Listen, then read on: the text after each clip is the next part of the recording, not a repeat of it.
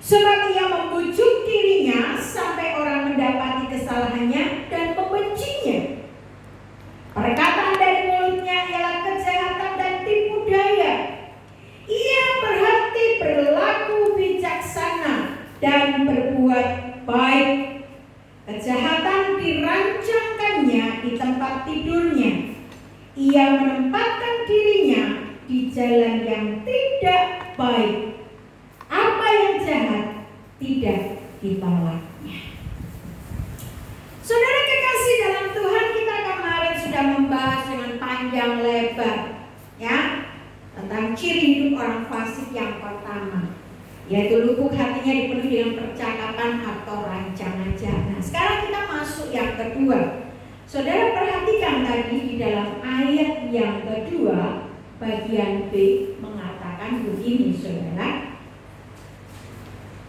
Rasa takut kepada Allah tidak ada pada orang itu. Ini ciri yang kedua dari kehidupan orang fasik, kehidupan orang yang jahat. Nah, saya berdoa, saya rindu kita semua, saudaraku, tentunya bersama-sama merindukan bahwa hal itu tidak terjadi dalam hidup kita. Amin. Haleluya. Ya. Jangan punya rancangan-rancangan yang tidak baik. Itu yang pertama. Yang kedua, saudaraku kekasih dalam Tuhan, miliki rasa takut kepada Allah. Amsal pasal 1, kita baca saja yuk, ya. Amsal pasal 1 ayat yang ke-7 berkata begini. Dalam kitab Amsal pasal 1 ayat yang ke-7, takut akan Tuhan adalah permulaan pengetahuan, tetapi orang bodoh menghina hikmat dan didikan. Saudara yang dikasih dalam Tuhan, kalau kita mau hidup benar, kalau kita mau menjadi anak Tuhan yang sungguh-sungguh, kita orang yang menghayati pikiran Kristus dan memaknai hidup kita, kita mengakui bahwa Yesus adalah sumber hayat kita, maka saudara kekasih dalam Tuhan, tidak dapat tidak, kita harus memiliki rasa takut kepada Tuhan. Takut kepada Tuhan yang bagaimana? Ngeri, Tuhan menakutkan. Oh, seperti hantu. Bukan, saudara, bukan begitu. Lalu karena saking takutnya kita nggak berani bertemu Tuhan, kita nggak berani berdoa, kita nggak berani minta apa-apa. Takut nanti kalau Tuhan marah. Bukan begitu, Bapak Ibu Saudara. Tetapi takut akan Tuhan ini adalah rasa takut bagaimana kita hormat kepada Dia. Kita sanjung, kita tinggikan Dia.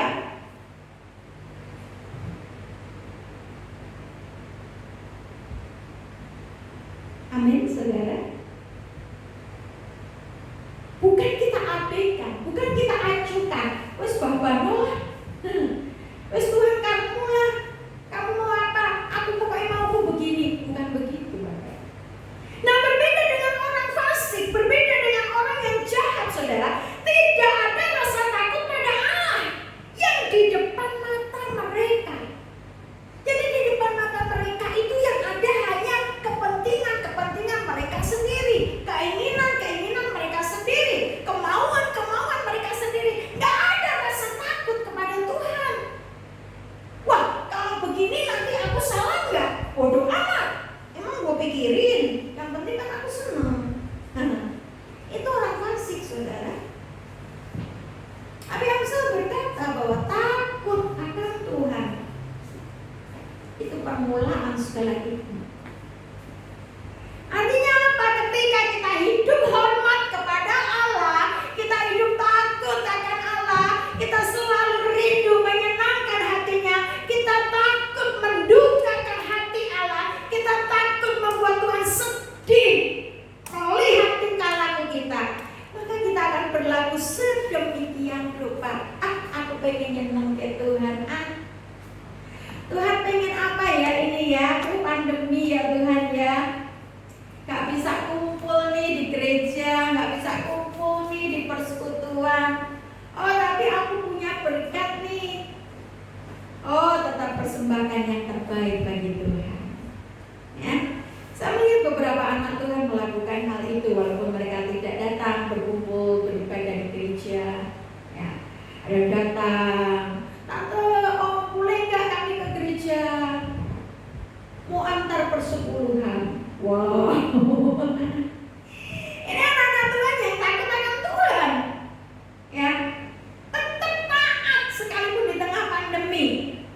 lagi ya, tante coba dicek sudah transfer persepuluhannya. Oh haleluya.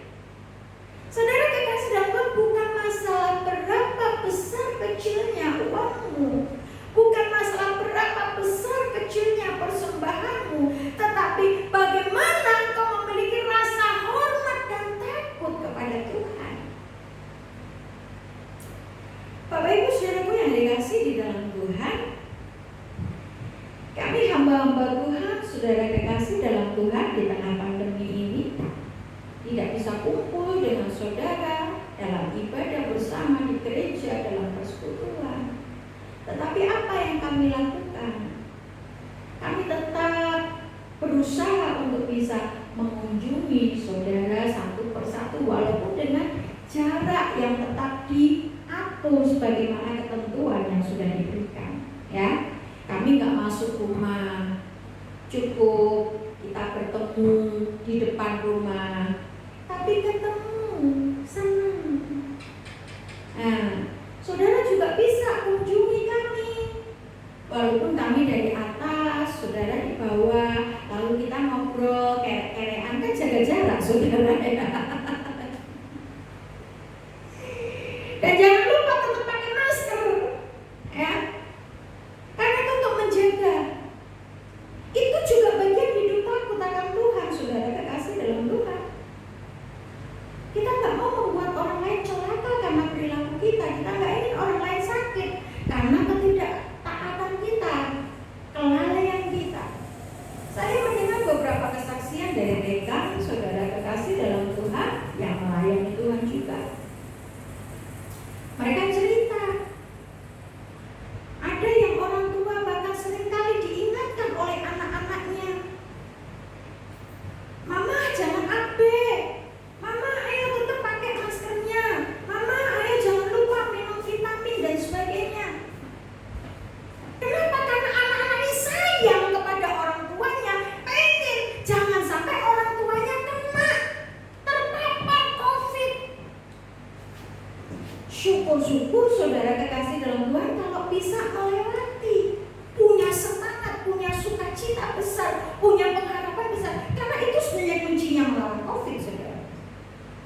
Tapi kalau begitu kena langsung drop, lah ini yang bahaya, saudara kekasih. Bisa bablas memang. Ya, saya tidak berkata bahwa kita menilai berarti yang drop itu masing-masing punya tanggung jawab di hadapan Tuhan. Tapi mari kita yang masih sadar ini benar-benar saudara kekasih menjaga hidup kita, menjaga kesehatan kita untuk Tuhan dipermuliakan lewat hidup. Amin. Haleluya. Jadi saudara kekasih dalam Tuhan, ciri yang kedua, ya, tidak ada rasa takut pada Allah yang di depan mata mereka. Jadi bodoh amat, mata mereka tertutup untuk melihat kehadiran Tuhan. Matanya tertutup untuk melihat keberadaan Tuhan. Ya, anggap aja Tuhan nggak ada. Toh nggak kelihatan kok. Tapi nggak begitu saudara dalam hidup kita. Nah, coba kita sebentar melihat nasihat firman Tuhan dalam Mazmur 34 ayatnya yang ke-9. Mazmur 34 ayat yang ke-9 berkata begini, kecaplah dan lihatlah betapa baiknya Tuhan itu. Berbahagialah orang yang berlindung padanya. Ayat 10, takutlah akan Tuhan, orang-orangnya yang kudus, sebab tidak berkekurangan orang yang takut akan Dia. 11 saya lanjutkan. Singa-singa muda merana kelaparan, tetapi orang-orang yang mencari Tuhan tidak kekurangan sesuatu pun yang baik. Amin. Amin. Amin saudara. Haleluya. Perhatikan firman Tuhan. Ada berkat luar biasa dalam hidup orang yang takut akan Tuhan. Jangan khawatir saudara. Jangan khawatir. Kalau kita takut akan Tuhan, kita menghormati Tuhan, kita mendahulukan Tuhan dalam segala hal, nggak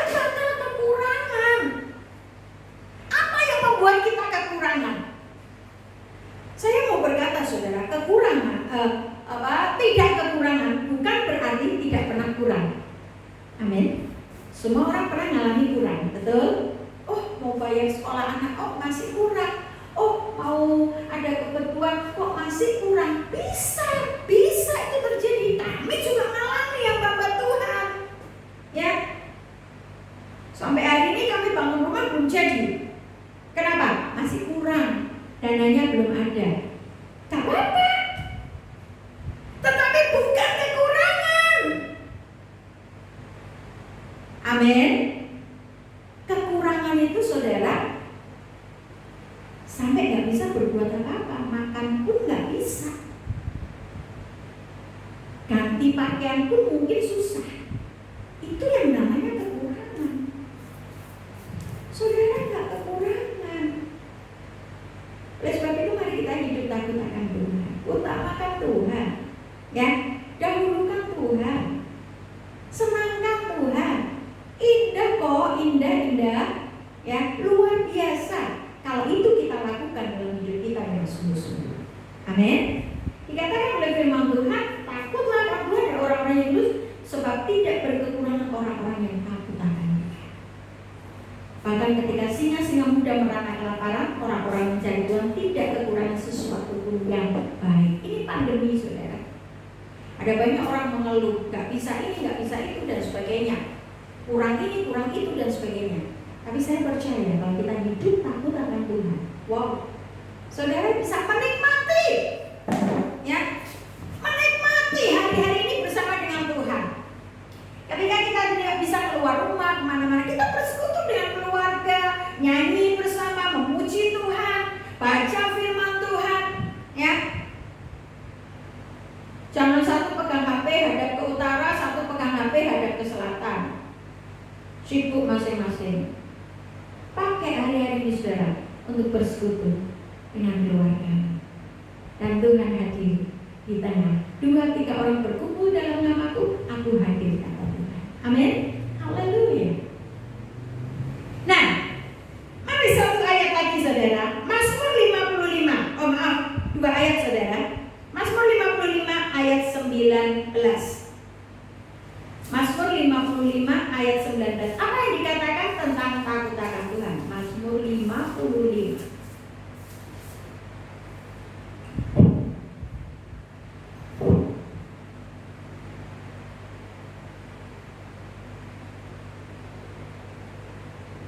Saya baca saudara mulai di dalam ayatnya yang ke 17 sampai ayat yang ke 20.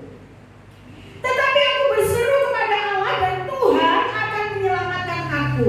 Di waktu petang, pagi, dan tengah hari, aku cemas dan menangis, dan Ia mendengar suaraku. Ia membebaskan aku dengan aman dari serangan terhadap aku, sebab berduyun-duyun mereka melawan aku. Berarti kan ayat 20 baik-baik.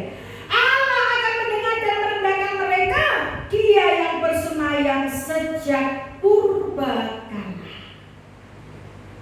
Saudara tahu kapan purbakala? Saudara belum lahir, saya juga belum ada, ya. Tapi sejak itu Allah sudah ada. Dia ada dari awal, dan Dia tidak pernah terbatas oleh apapun juga. Nah, kita lihat selanjutnya. Karena mereka tidak berubah dan mereka tidak takut akan Allah. Ini orang-orang yang tidak takut akan Allah, saudara. Apa kesudahannya? Apa endingnya? Apa akhirnya? Bukan kebaikan, bukan sukacita, saudara, tetapi kengerian. Ini loh firman Tuhan berkata, saudara. Renungkan nanti baik-baik, ya. Kenapa, saudara?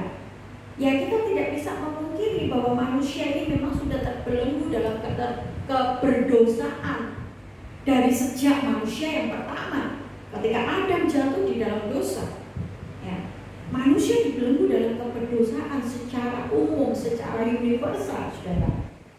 Tetapi kita bersyukur di dalam Tuhan Yesus Kristus ada penebusan. Di dalam Tuhan Yesus Kristus kita diangkat, di dalam Tuhan Yesus Kristus kita diselamatkan. Nah, mari kita sekarang hidup di dalam kebenaran itu, hidup di dalam pikirannya, hidup di dalam keinginan kerinduannya bagi kita.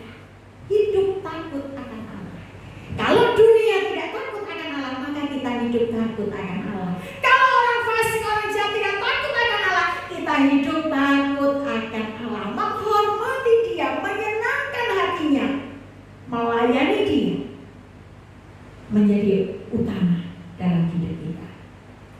Satu ayat lagi dalam Roma 3 ayat 18. Roma pasal 3, saudaraku kekasih dalam Tuhan, dikatakan begini oleh firman Tuhan.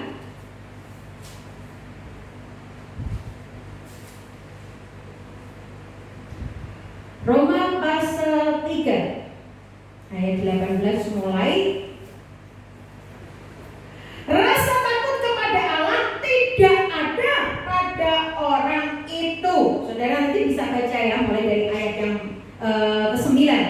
Itu semua manusia adalah orang berdosa. Tetapi kita tahu bahwa segala sesuatu yang tercantum dalam kitab Taurat ditujukan kepada mereka yang hidup di bawah hukum Taurat, supaya tersumbat setiap mulut dan seluruh dunia jatuh ke bawah hukuman Allah. Sebab tidak seorang pun yang dapat dibenarkan di hadapan Allah oleh karena melakukan hukum Taurat, karena justru oleh hukum Taurat orang mengenal dosa. Saudara, kita melihat ya, bagaimana orang dikungkung di dalam dosa oleh karena hukum Taurat. Ya. Ketika hukum Taurat diberikan, maka orang menjadi tahu akan dosa. Oh, ini tidak boleh, oh itu tidak boleh, jangan begini, jangan begitu, jangan ini, jangan itu. Nah, syukur-syukur nggak jangan bobor, jangan asem gitu ya. Itu awal-awal saya masuk di tempat ini, saudara kekasih dalam Tuhan. Disuguhi jangan sama tuan rumah, saya nggak ngerti. Orang Jawa Timur payah, saudara nggak ngerti jangan, artinya jangan ya nggak boleh gitu. Sehingga saya nggak makan sampai diberitahu baru saya tahu. Oh, jangan itu salah ya saudara. Yang bukan Jawa Tengah nggak ngerti loh, jangan itu apa? Ya, nah kembali lagi kepada firman Tuhan. Ya, kalau kita hanya diberikan jangan mencuri, jangan membunuh, jangan menipu, jangan berzina, jangan bersaksi dusta dan sebagainya. Saudara, seringkali ketika orang tuh mendengar kata jangan, itu malah dilakukan. Gak usah jauh-jauh loh saudara. Kemarin kami itu harus keluar bawa mobil. Di tengah jalan itu ada plang tulisan jangan menengok ke kanan. Pertama saya gak lihat tulisan itu saudara, tetapi karena saya melihat yang di samping saya menengok ke kanan, saya jadi ikut nengok. Oh, ternyata ada tulisan jangan menengok ke kanan, malah ditengok saudara kasih. Ternyata ada promo. Kalau nengok ke kanan nanti kepengin sama promonya. Tapi puji Tuhan kami gak gampang tergiur dengan promo, saudara kekasih dalam Tuhan. Karena yang prioritas buat kami, apakah itu kehendak Tuhan atau bukan. Haleluya. Nah, saudara jangan tergiur ya. Hari-hari ini saudara kekasih dalam Tuhan harus pintar-pintar betul memanage keuanganmu. Jangan lihat ada promo. Ini semua akan promo hari-hari ini saudara kekasih dalam Tuhan. Supaya apa? Karena semua orang butuh penghasilan, semua orang butuh pemasukan saudara kekasih dalam Tuhan. Segala promosi akan ditawarkan ya. Tapi saudara jangan gampang-gampang tergiur. Tapi mari kita belajar takut akan Tuhan. Ya, kalau perlu berdoa nanya Tuhan, aku perlu nggak toh beli barang ini? Nggak perlu banget, nggak usah deh. Kita nggak tahu nanti yang akan datang. Kita nggak tahu bagaimana ke depannya. Sampai kapan pandemi ini akan kita lewati. Kita semua nggak tahu saudara. Tapi kita mau percaya bahwa Tuhan sanggup memelihara kita. Amin. Oleh sebab itu pintar-pintar mengatur kehidupan kita, memaknai hidup kita ini saudara. Karena kita menghayati pikiran Kristus. Amin. Ketika Yesus menjadi sumber hayat kita, Engkau sumber hayatku, maka saudara kita nggak mau hidup menjadi orang fasik, ya, yang tidak punya rasa takut kepada Tuhan. Tapi hari ini kita diingatkan kita mau hidup takut akan Tuhan, menghormati Dia, menyenangkan Dia, mengutamakan Dia di dalam segala hal. Amin. Haleluya. Kita akhiri dengan satu firman Tuhan di dalam Mazmur. Kembali kita buka Mazmur pasalnya yang ke-5 saudara.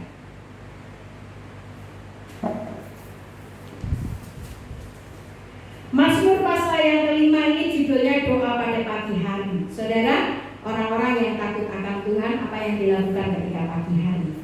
Nah, ketika pagi hari, saudara utamakan Tuhan tentunya. Kita baca saudara kekasih dalam Tuhan di dalam ayat yang ke-1 sampai ayat 4 saja. Dikatakan begini. Untuk pemimpin biduan dengan permainan suling, Mazmur Daud. Berilah telinga kepada perkataanku ya Tuhan, indahkanlah keluh kesahku. Perhatikanlah teriakku minta tolong, ya Rajaku dan Allahku, sebab kepadamu-lah aku berdoa. Tuhan, pada waktu pagi Engkau mendengar seruanku. Pada waktu pagi aku mengatur persembahan bagimu dan aku menunggu-nunggu. Saudara, inilah salah satu hal yang dilakukan orang yang takut akan Tuhan. Pada waktu pagi, awal dari segala sesuatu di hari itu, awal dari semua yang engkau lakukan pada hari itu, apa yang saudara kerjakan? Menghampiri Tuhan, menyembah Dia, menyenangkan Dia, atau saudara ingat dengan hal yang lain? Oleh sebab itu, saudaraku kekasih, perhatikan baik-baik dalam ayat 4 ini. Pada waktu pagi engkau mendengar seruanku. Panggil Tuhan sebelum memanggil yang lain. Panggil Tuhan sebelum kau memanggil siapapun juga. Nah, saudara kekasih dalam Tuhan, pada waktu pagi aku mengatur persembahan bagimu. Persembahan apa yang kau persembahkan kepada Tuhan setiap hari? Persembahan hidupmu, persembahan hatimu, persembahan hartamu, persembahan kekuatanmu. Mari persembahkan yang terbaik, karena Tuhan berjanji tidak berkekurangan orang yang takut akan Tuhan. Amin. Mari kita akan berdoa. Haleluya. Terima kasih Tuhan.